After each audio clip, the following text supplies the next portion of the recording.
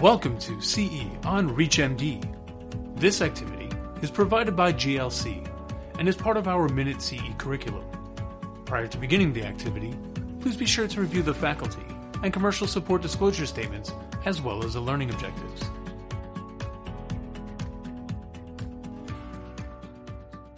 This is CE on ReachMD, and I'm Christyn Edmundson. I'm here today with Dr. Gil Wolfe.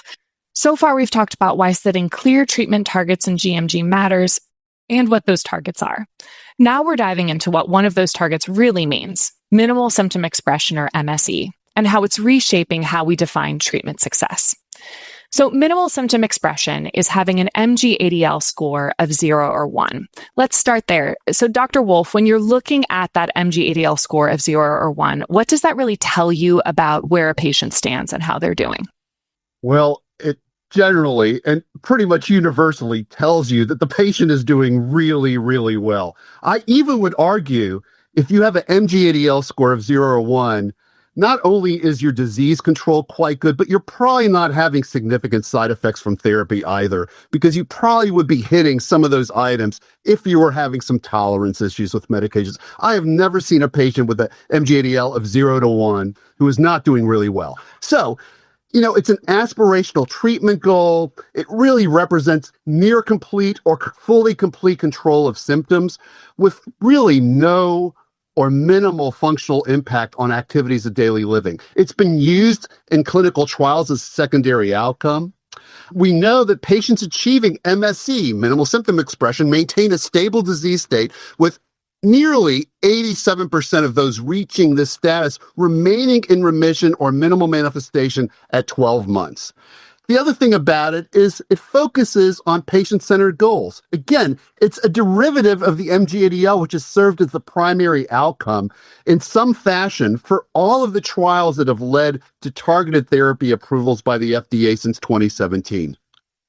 A quick question for you. How do you see MSE compared to minimal manifestation status? And how should clinicians use these endpoints differently when it comes to treatment decisions like tapering a medication or escalating a therapy? Yeah, that's a great question. So let me start by saying both minimal manifestation status and MSE are highly desirable treatment outcomes, and I would be happy with a patient achieving either. Like if I can get someone to MSE or minimal manifestation status, that's great. We're where we want to be.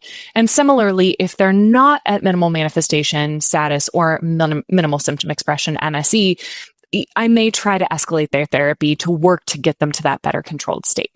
Essentially, minimal manifestation status is a patient who has no symptoms from myasthenia gravis on a day-to-day basis, but has some physical findings of myasthenia gravis on exam. In contrast, a patient with minimal symptom expression just by definition has an MG-ADL score of 0 or 1. Such patients may also have exam findings of myasthenia.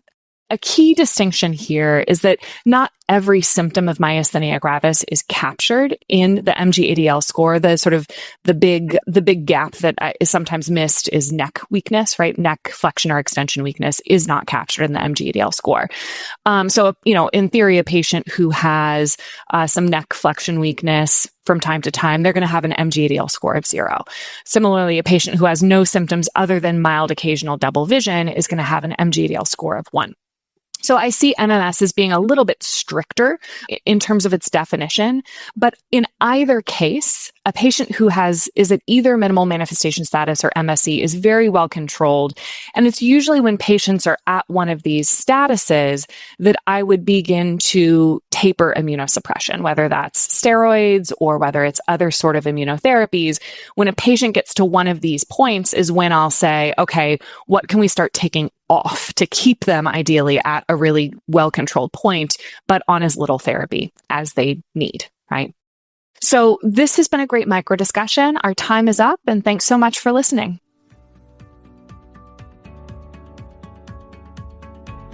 You have been listening to CE on ReachMD. This activity is provided by GLC and is part of our Minute CE curriculum. To receive your free CE credit or to download this activity, go to reachmd.com/CME. Thank you for listening.